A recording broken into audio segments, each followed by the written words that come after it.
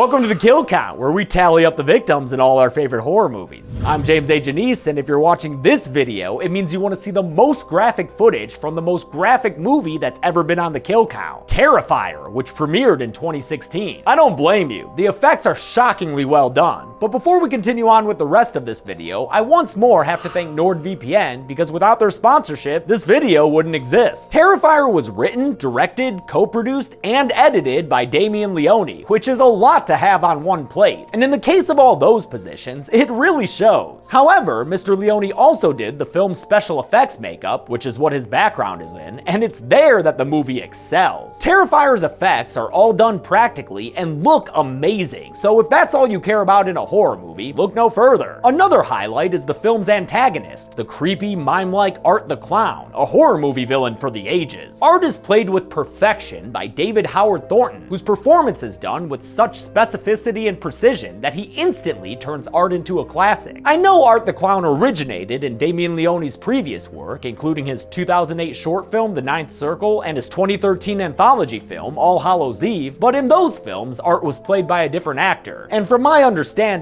they're not required viewing to understand Terrifier. That's because, as I alluded to earlier, Terrifier doesn't really have anything to understand. Aside from Art and the special effects, there's nothing impressive or even adequate about this movie. I can excuse its cheap look, since it was a low-budget indie flick, but it's much harder to ignore the questionable acting from anyone who's not playing Art the Clown. That was the longest piss I've ever taken. Plus, there's no fun flavor or tone to this thing. It's just kind of mean and bloody. I don't know, I just wish it had a little bit more below the surface. But wow, can you count on this thing for kills? And count the kills in this thing. Let's go ahead and do that.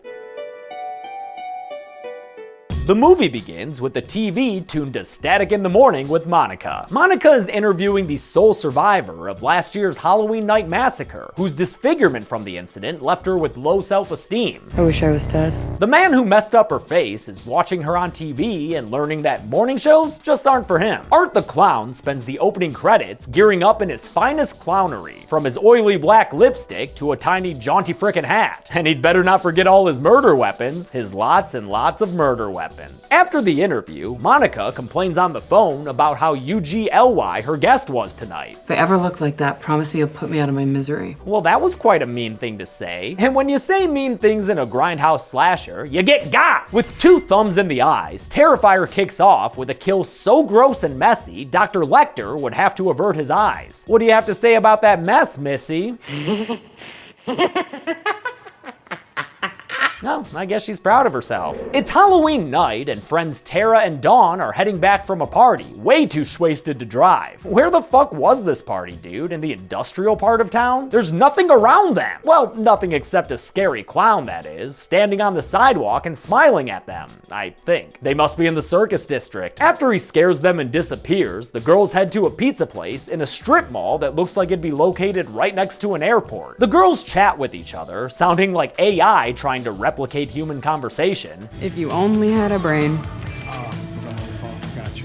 I've been wanting to use that one all night. Congratulations.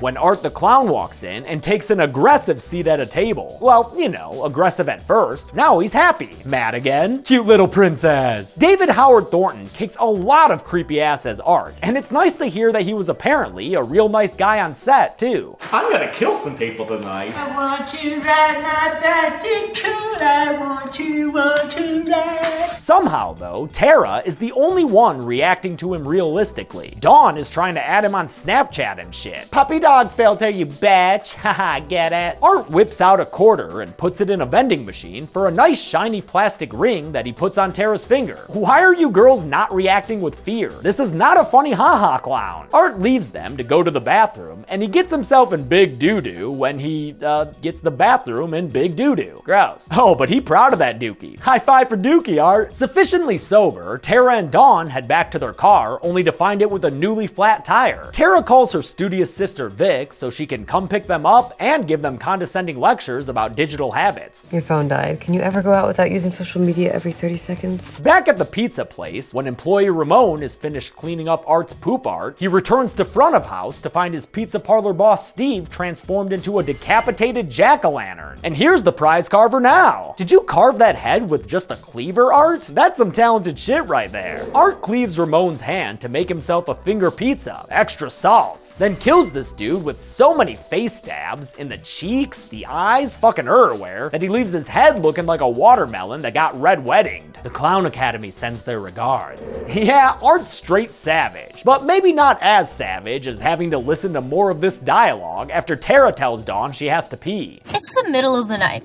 I can't just pop a squat in the middle of the street and pee like you do. Tara sees this guy named Mike on a smoke break and asks him to use the bathroom. And although the building's not his, he's just a fumigator and or meth cooker, she convinces him to let her in to tinkle. While they're inside, Dawn discovers that there's a clown in her passenger seat waiting to scare her with a smile. But Tara called shoddy. Mike shows Tara the bathroom and offers her his bouncing services. Do you need me to wait for you, or? But she says, nah, I don't need supervision, and sends him away to pee in peace. After enjoying the impeccable facilities here, Tara explores the warehouse and finds a mound of ironic tires, and also a shopping cart owned by this knockoff Danielle Rousseau known as the Cat Lady. Cat Lady's a lazy kind of crazy, you know, the kind that thinks their baby doll's a real child. Tara leaves the Cat Lady and upgrades her troubles with Art the Clown, who's black and white and red all over.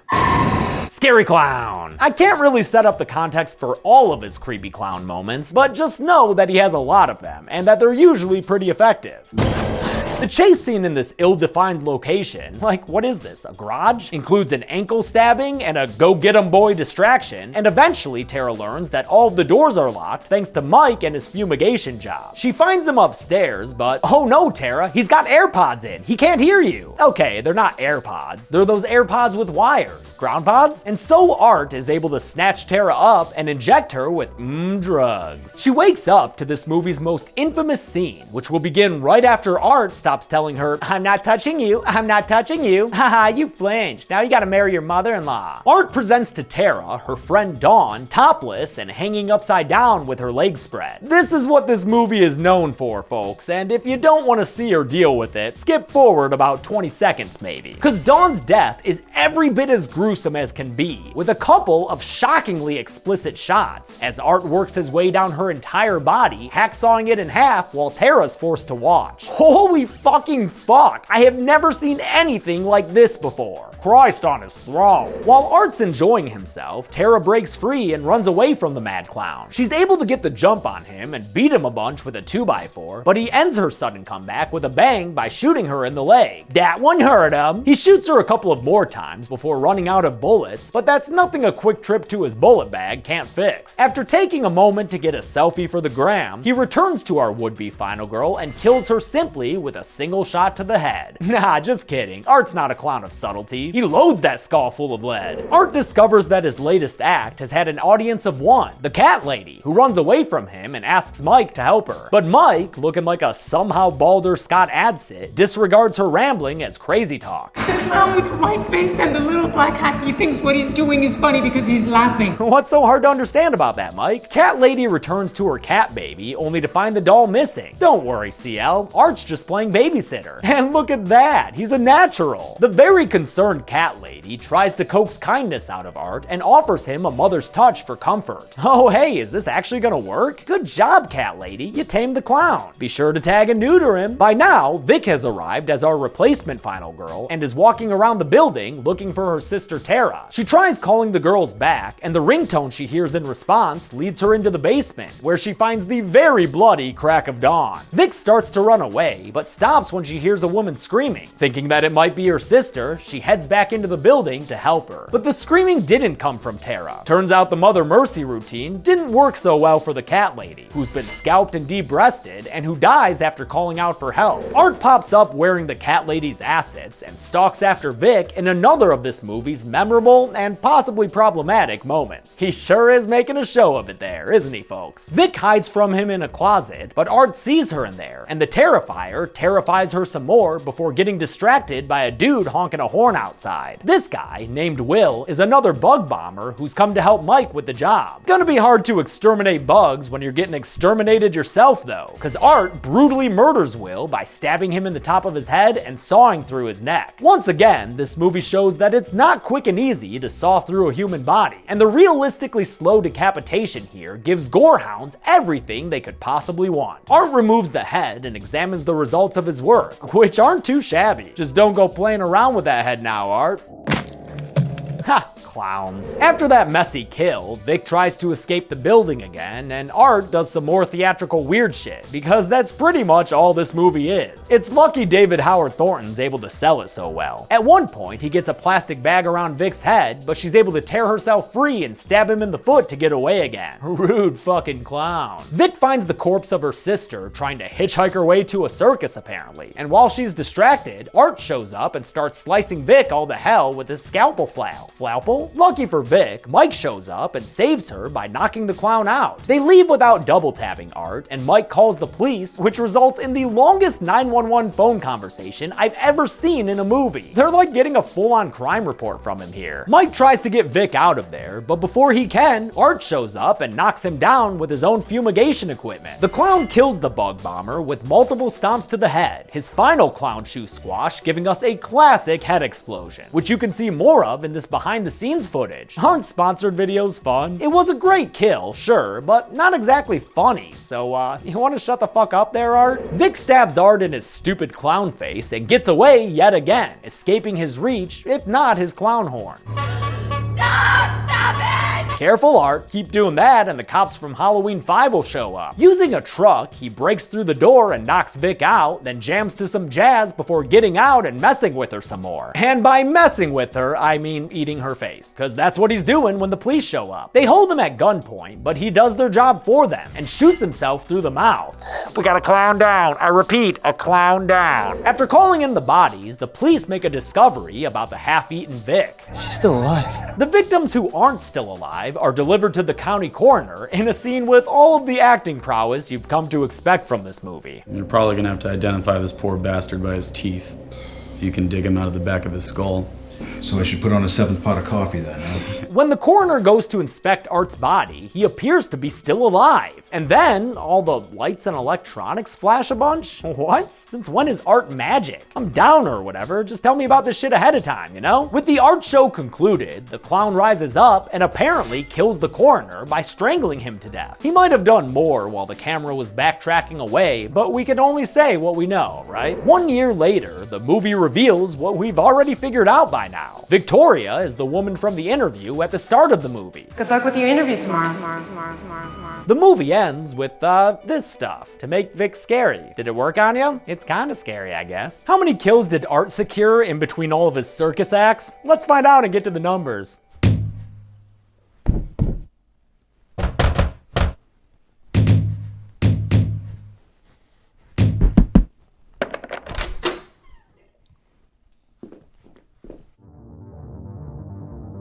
Ten people died in Terrifier, and boy did this movie make them all count. The victims consisted of 6 men and 4 women, a 3-to-2 ratio of dudes, and with a runtime of 84 minutes, we had a kill on average every 8.4 minutes. I'll give the golden chainsaw for coolest kill to Dawn. I'm not the biggest fan of the way they did this kill, just because it feels a little loaded, but how could I not give this award to what's probably the most gruesome kill that's ever been on this channel? Dull Machete for lamest kill will go to the coroner, since it was just some strangling after the spooky clown magic stuff. And that's it. Terrifier had its premiere in 2016, which is how I determined the year in the title, and got a wider release in 2018. A sequel has already been written, but until that comes out, I'm James A. Janice.